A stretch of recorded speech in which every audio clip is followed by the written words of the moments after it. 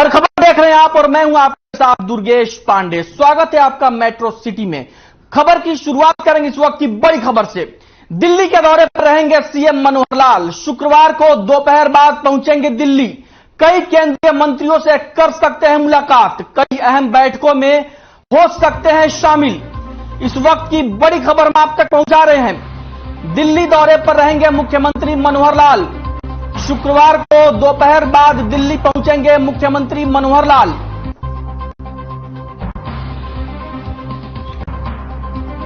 कई केंद्रीय मंत्रियों से कर सकते हैं मुलाकात। कई अहम बैठकों में हो सकते हैं शामिल। दिल्ली दौरे पर रहेंगे सीएम मनोहर लाल। शुक्रवार को दोपहर बाद दिल्ली पहुंचेंगे सीएम। कई केंद्रीय मंत्रियों से कर सकते हैं मुलाकात। कई अहम बैठकों में हो सकते हैं शामिल।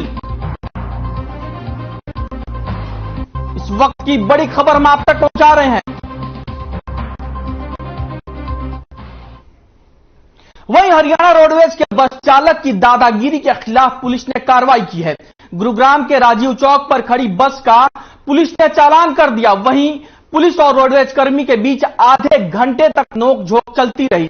बस हरियाणा रोडवेज रेवाड़ी डिपो की थी। बस चालक ने आरसी परमिट या लाइसेंस नहीं होने का हवाला दिया। आपको बता दें कि हरियाणा रोडवेज की गाड़ियां नियमों की अनदेखी कर सड़कों पर दौड़ रही हैं।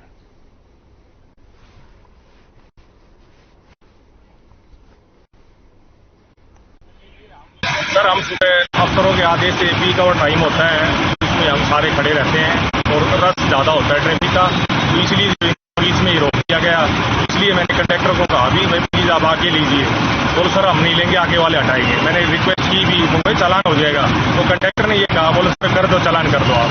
फिर मैं आया सर, उसके बाद मैंने रिक्वेस्ट की, उन्होंने जो है फिर पे कर दिया नंबर प्लेट और लॉन्ग पार्क चालान किया। वहीं गुरुग्राम में सीएम मनोहर लाल से अशोक कुमार को शिकायत करना भारी पड़ गया। बताया जा रहा है कि सीएम मनोहर लाल की ग्रीवेंस कमेटी की बैठक हुई, जिसमें शिकायतकर्ता ने अशोक कुमार ने आरोपी ठेकेदार के खिलाफ शिकायत की, जिसके बाद शिकायतकर्ता ठेकेदार के घर पहुंचा और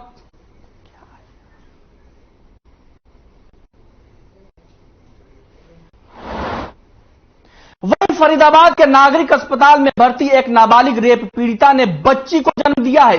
अस्पताल में भर्ती नाबालिग और उसके बच्चे दोनों की हालत नाजुक बनी हुई है। नाबालिग के माता पिता ने नवजात बच्चे को अपने साथ रखने से मना कर दिया है। नाबालिग के साथ उसके चाचा ने ही रेप की वारदात को अंजाम दिया था और आरोपी चाचा को पुलिस गिरफ्तार कर चुकी है।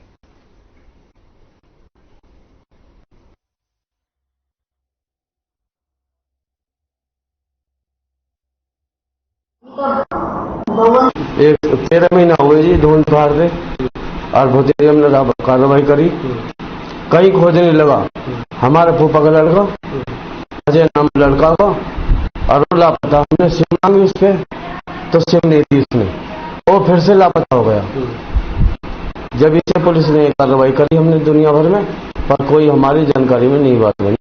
आपके पास में काम करता था फूफा? हाँ, 2-3 खेत पास में काम कर, पास काम कर, फिर वो चला गया। फिर चला गया। तो 16 साल की बेटी उसके पीछे। हाँ, तो आपने कंप्लेंट करी थाने में? हाँ, सभी थाने में करी हमने। सब जताया था? हाँ। फिर पुलिस कब ढूंढ कर लाई उसको? कितने महीने? अभी कितने महीने बाद ढूंढ पाई पुलिस? 13 महीने में। 13 महीने बाद ढूंढा? हाँ। कहाँ से ढूंढा पुलिस ने? शेरगढ़ से। हाँ। बेटी साथ में थी? हाँ।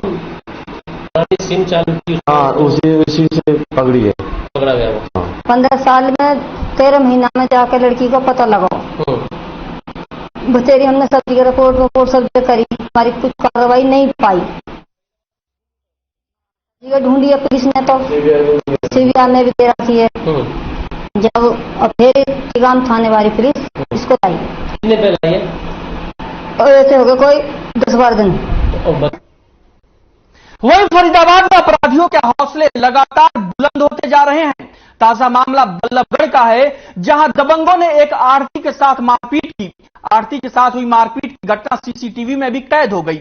पुलिस ने आरोपियों के खिलाफ अभी तक कोई कार्रवाई नहीं की है और इस मामले को लेकर पीड़ित आरती ने आरोपियों के खिलाफ कार्रवाई की मांग की है।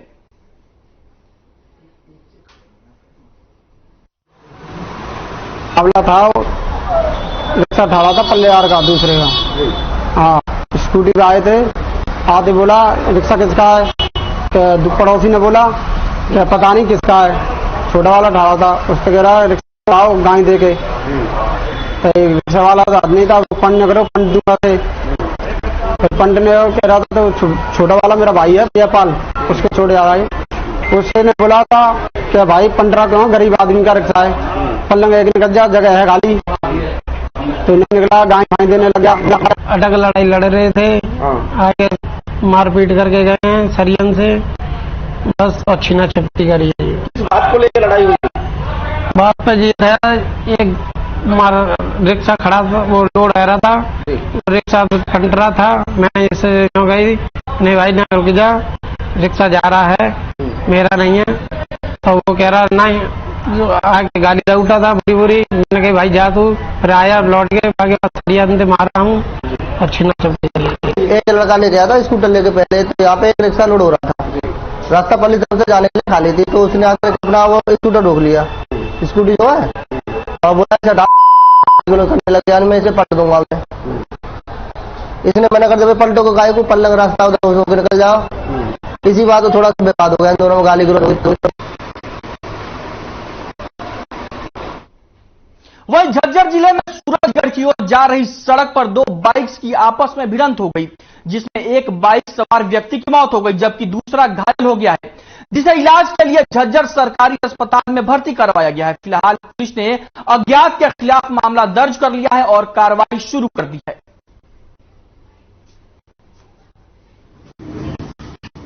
आज सुबह करीब 5:30 बजे ये मुकेश महेश का चाचा जय किशन ये गांव भिंडावास जा रहे थे।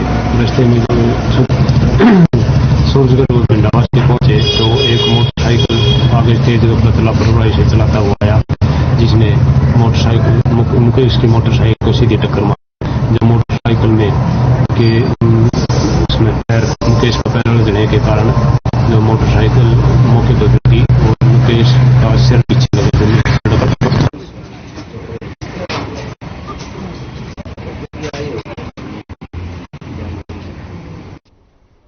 वहीं झज्जर में अपराध शाखा पुलिस ने 3 गांजा तस्करों को गिरफ्तार किया है। तीनों आरोपियों के कब्जे से 309 किलोग्राम गांजा बरामद किया गया है।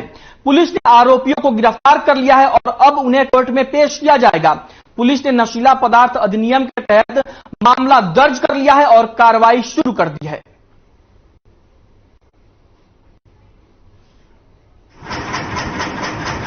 यहाँ दोपहर मौसम थी, तो उसको सूचना मिली कि कुछ 3 व्यक्ति, जिनमें एक रणवीर, एक रविंदर, एक संजय रोहतक के रहने वाले हैं, और वो ट्रैक्टर और ट्रॉली में नशे का सामान लेकर, नशा पत्ती लेकर बेरी की तरफ आ रहे, बेरी होते हुए रोहतक की तरफ जाएंगे।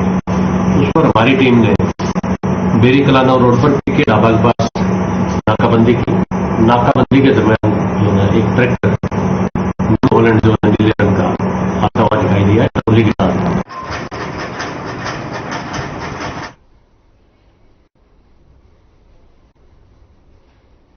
वहीं झज्जर में श्रद्धालुओं से भरी एक ट्रैवलर कार अनियंत्रित होकर गड्ढे में गिर गई। इस दौरान कई श्रद्धालु घायल हो गए, जिसके बाद राहगीरों की मदद से श्रद्धालुओं को कार से बाहर निकाला गया। आपको बता दें कि श्रद्धालु दर्शन करने जा रहे थे, इसी दौरान यह हादसा हो गया। वहीं राहगीरों ने कहा कि किसी श्रद्धालु को ज्यादा चोटें नहीं आई है। श्रद्धालु बालाजी धाम दर्शन के लिए जा रहे थे।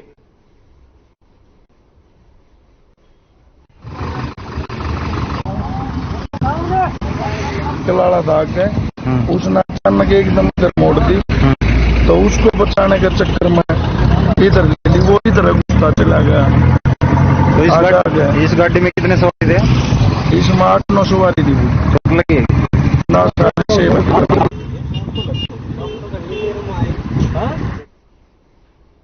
वहीं पटौदी खंड के गांव मऊ लोकरी में ग्रामीणों ने सरकार के खिलाफ जमकर नारेबाजी की और प्रदेश सरकार को शिक्षा विरोधी बताया।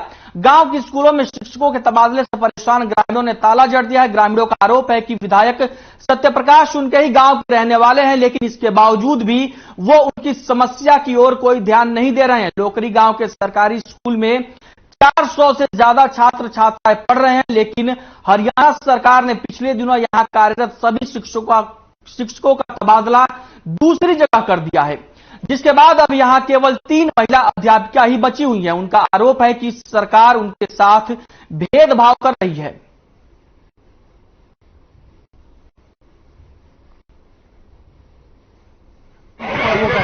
ये है जी, हमारे स्कूल में कोई टीचर नहीं है, 1 महीना हो लिया, बच्चे कहां जाएंगे?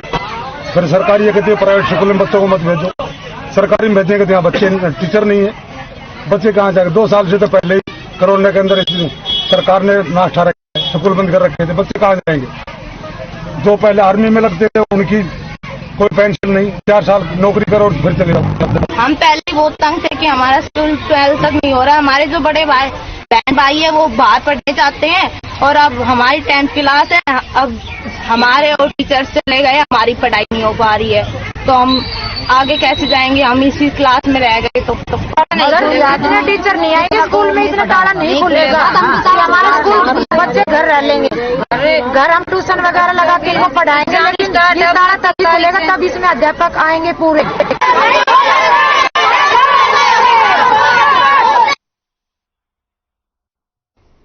खबर पलवल से है, जहां होडल के चमोली वन में तेंदुआ दिखाई देने के बाद लोगों में दहशत का माहौल बना हुआ है। वहीं वन विभाग और ग्रामीणों ने मिलकर तेंदुए को पकड़ने के लिए पिंजरा लगाया। वहीं रात लगभग 11 बजे तेंदुए को पकड़ा गया, जिसके बाद ग्रामीणों ने चैन की सांस ली।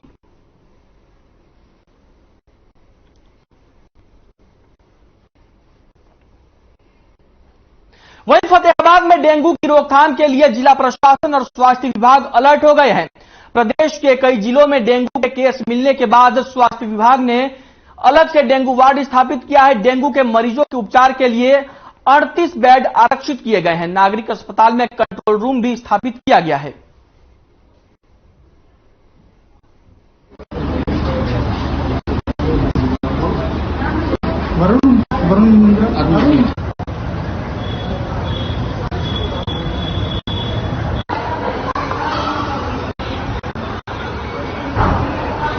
हम लोग एलाइजा लगा रहे हैं डेंगू के लिए, जिसके लिए हम लोग 12 से 15 सैंपल डेली के लगा रहे हैं यहाँ पर स्वास्थ्य विभाग में, जो सब जगह से आ रहे हैं, आसपास के सब एरिया से, CHC PHC से।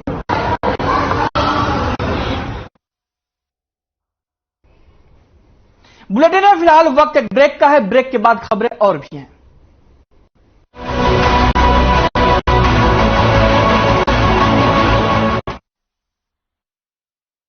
Hey mom! Hey, look! I can download a song really fast. I can make dosas faster. Must be joking. Bus, 3 easy steps. Mix with water, spread batter, fry. गाना download हुआ? नहीं, पर तब तक मैं इडली बनाती हूँ। हमने बनाया किड्स से। खास जड़ी बूटियों से बना पेट सफा आयुर्वेदिक चूर्ण। आज ही ले आए। पेट सफा पहली रात से ही असर दिखाता है और इसकी आदत भी नहीं पड़ती। पेट सफा हर रोग दफा। मेरे जैसा कोई दूसरा जिसकी हर बात में घुल जाए, जिंदगी में रंग भर दे। मेरी जैसी मेरी अपनी पता का चाय, गजब का स्वाद। देखें और नया खिलाड़ी आया, समझा देते हैं, प्यार से समझाएंगे। ये तो अपनी जुबान है। जुबान एक हो तो दिल भी एक होने चाहिए। विमल बोलो जुबान केसरी। पंजाब है जसप्रीत का ठिकाना, मुंबई है आदर्श का आशियाना, केरल का गोविंदन निवासी, कोलकाता में जन्म है काशी।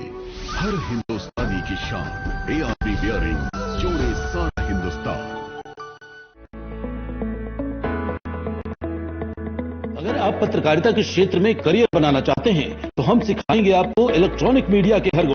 जल्दी करें, साधना एकेडमी फॉर मीडिया स्टडीज में एडमिशन शुरू हो चुके हैं, सिर्फ कुछ ही सीटें बची हैं, तो देर बिल्कुल न कीजिए। हमारा कॉन्टैक्ट नंबर है 9999131700, 9999131800, या फिर आप हमारी वेबसाइट www.sadhnamedia.com पर विजिट कर सकते हैं। आप हमें noida.sams@gmail.com पर ईमेल भी कर सकते हैं। 100% जॉब प्लेसमेंट की गारंटी। आज संपर्क करें।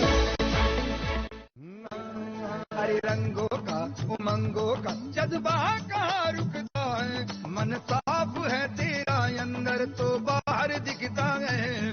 जो अच्छा हो जो सच्चा हो वही तो दिखता है। हम निर्मा एडवांस हैं, मन की तरह कपड़े भी साफ रखते हैं। Nirma advance. Hey mom, hey, look, I can download a song really fast. I can make dosas faster. Must be.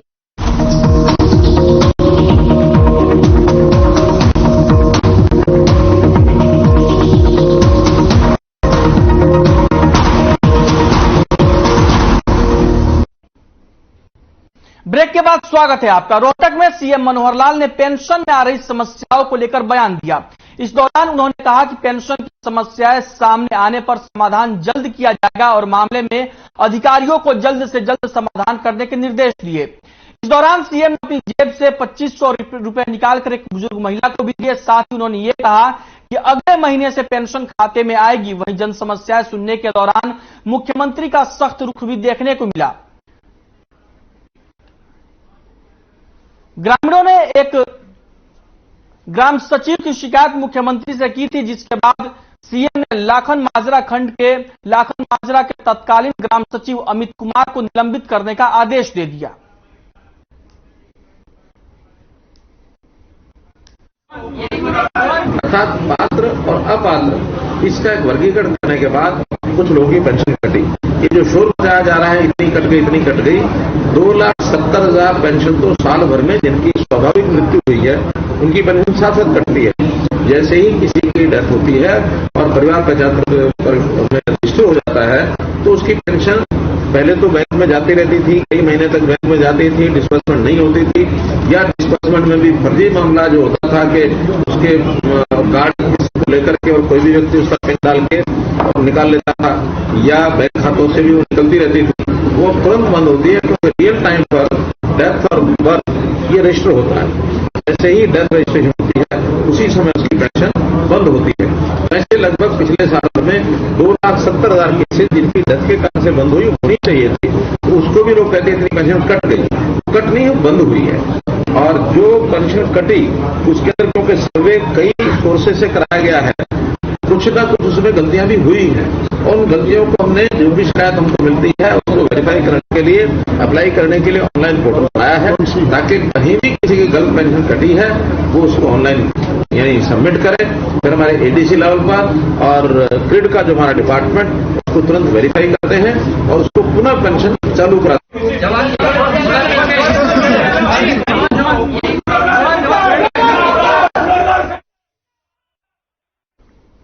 वहीं हरियाणा के कृषि मंत्री जेपी दलाल भिवानी पहुंचे, जहां उन्होंने जनता दरबार लगाकर लोगों की समस्याएं सुनी। इस दौरान उन्होंने समस्याओं का समाधान मौके पर ही कर दिया। इसके अलावा उन्होंने कांग्रेस और केजरीवाल पर भी जमकर निशाना साधा। साथ ही उन्होंने कहा कि कांग्रेस ने हमेशा से ही तुष्टीकरण की राजनीति की है, जिससे देश में बार बार अशांति फैलती है। इसके साथ ही उन्होंने कहा कि पंजाब में हाहाकार मचा हुआ है और केजरीवाल पंजाब के सीएम को काम नहीं करने देते हैं और सरकार के दम पर झूठा प्रचार करते हैं।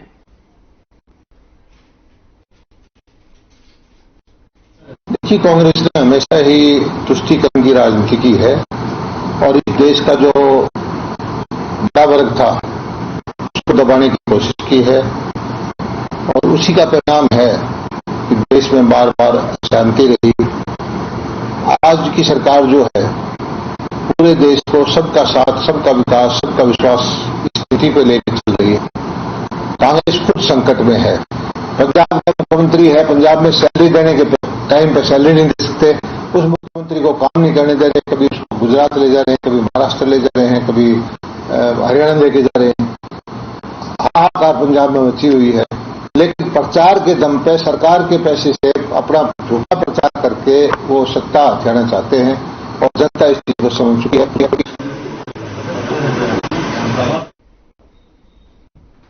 वहीं चरखी दादरी जिले के गांव बलाली में विनेश फोगाट ने कुश्ती में अपना परचम लहराते हुए प्रदेश और देश का नाम रोशन किया है। प्रदेश सरकार की ओर से खिलाड़ी विनेश फोगाट को पद्मश्री अवार्ड के लिए चुना गया है, जिसको लेकर ग्रामीणों में खुशी की लहर है।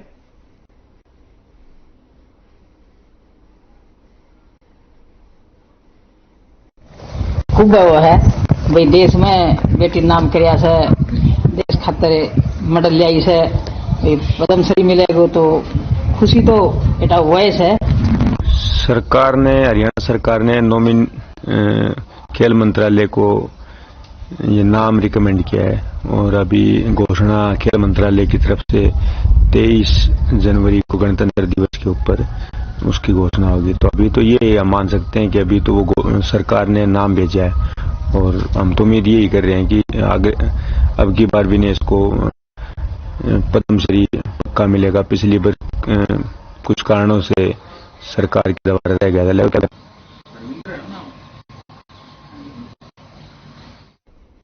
वही कांग्रेस पार्टी की CWC सदस्य कुमारी शैलजा ने हिसार में अपने आवास पर प्रेस कॉन्फ्रेंस की।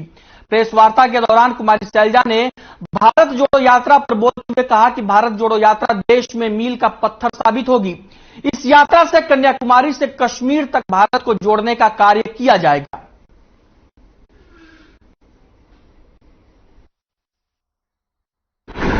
आज के दिन देश में जिस प्रकार के हालात हो गए, आपस में लोगों को बांटने की बात होती है, कभी धर्म के नाम पर राजनीति की जाती है, कभी जाति के नाम पर राजनीति की जाती है। हमारे जो लोकतंत्र की लोकतांत्रिक संस्थाएं हैं उनको कमजोर करने का प्रयास हो रहा है। वैचारिक रूप से आइडियोलॉजी के हिसाब से हमारे देश को जिस विचार ने जोड़ के रखा हुआ है सदियों से, आज उस पर प्रहार हो रहे हैं। वहीं परिवहन मंत्री मूलचंद शर्मा आज कैथल के दौरे पर हैं, जहां उन्होंने लघु सचिवालय में कष्ट निवारण समिति की बैठक ली। बैठक में शर्मा ने 20 नई और 2 पुरानी शिकायतों पर सुनवाई की। इनमें से कई शिकायतों का समाधान उन्होंने मौके पर ही कर दिया और बैठक में 3 शिकायतों को पेंडिंग रखा गया। बैठक के बाद मंत्री ने जिला कष्ट निवारण समिति की बैठक के माध्यम से कहा कि लोगों को इंसाफ मिल रहा है। वहीं दिल्ली में हरियाणा रोडवेज की बसों की एंट्री बंद करने को लेकर परिवहन मंत्री ने कहा कि हरियाणा रोडवेज के बेड़े में और भी कई बसें जल्द ही शामिल की जाएंगी।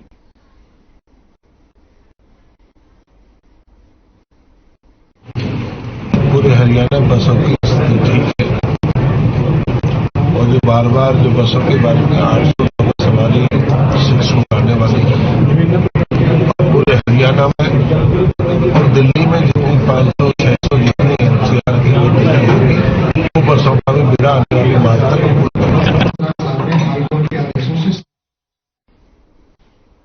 बुलेटिन में फिलहाल के लिए इतना ही। दीजिए इजाजत और आप बने रहिए हर खबर के साथ।